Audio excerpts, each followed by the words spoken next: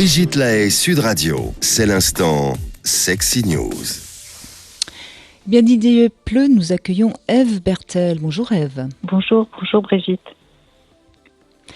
Vous nous proposez d'être heureux même si on est frustré, quelque part. On peut dire ça aujourd'hui. Oui, tout à fait. Oui, c'est une question de fond, je trouve. Comment se sentir heureux même si. Et je voulais justement, dans cette chronique, revenir sur ce que j'avais abordé mercredi dernier, sur les relations qui existent entre bonheur et malheur, qui sont des relations souvent explosives, parce que communément, on considère que ce sont plutôt des frères ennemis et qui s'excluent mutuellement.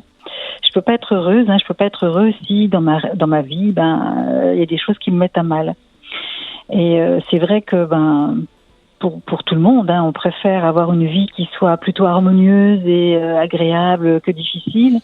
On préfère être en bonne santé plutôt que malade, avoir de l'argent plutôt qu'être en galère financière, etc., etc. Donc on est rarement copain avec le malheur quand il débarque dans notre vie. Pour nous, le malheur, c'est vraiment celui qui va apporter c'est le choléra, ça veut dire c'est les embrouilles, c'est la souffrance, c'est les désillusions, c'est les frustrations, etc. Sauf, et je l'avais dit la dernière fois dans la précédente chronique, que le Tao nous propose vraiment de mettre bonheur et malheur dans une autre perspective, dans une autre relation.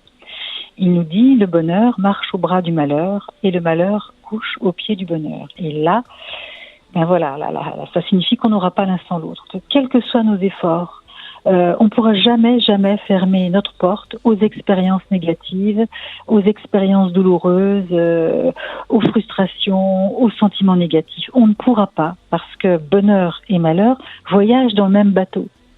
Donc, la question qui se pose à chacun d'entre nous à un moment, c'est comment faire pour être heureux, même s'il m'arrive une tuile, même si j'ai raté un rendez-vous qui était hyper important dans mon travail. Même si je viens d'avoir un grave accident qui a failli me coûter la vie, même si j'ai ma libido dans les chaussettes, même si mon enfant est malade, comment être heureux, même si. Et je trouve que pour opérer cette conjonction-là, je suis heureux même s'il m'arrive des choses difficiles à vivre, il y a un changement qui est en jeu, c'est-à-dire un changement dans notre façon de voir, de concevoir la réalité, la vie, les notions de bonheur et de malheur. Et j'ai fait le lien avec... Oui, c'est-à-dire qu'il faut relativiser. On n'est pas 100% heureux ou 100% malheureux, et il faut prendre ce qui est. Ça doit vous plaire, ça, Didier Pleu, je suppose. Ah oui, moi ça me plaît bien, mais c'est vrai qu'il ne faut pas qu'il y ait une confusion entre le bonheur et la satisfaction immédiate.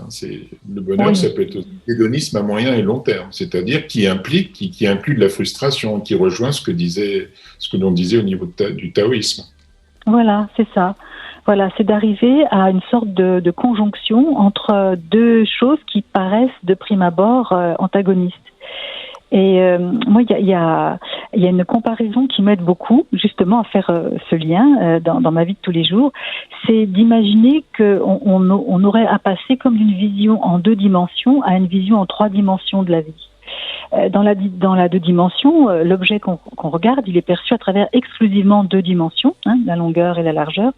Ça veut dire qu'il n'y a pas de profondeur. C'est une vision plane et linéaire. Donc, quand ma vision de la vie est une vision exclusivement en 2 dimensions, eh bien, je vois malheur et bonheur comme 2 polarités qui s'opposent. Froid s'oppose à chaud, ami à ennemi, etc. Je suis dans une vision qui est essentiellement binaire et manichéenne. D'un côté le bien, d'un côté le mal. Et si on passe à une vision de la vie en 3D, on réintroduit la profondeur, la perspective, la hauteur.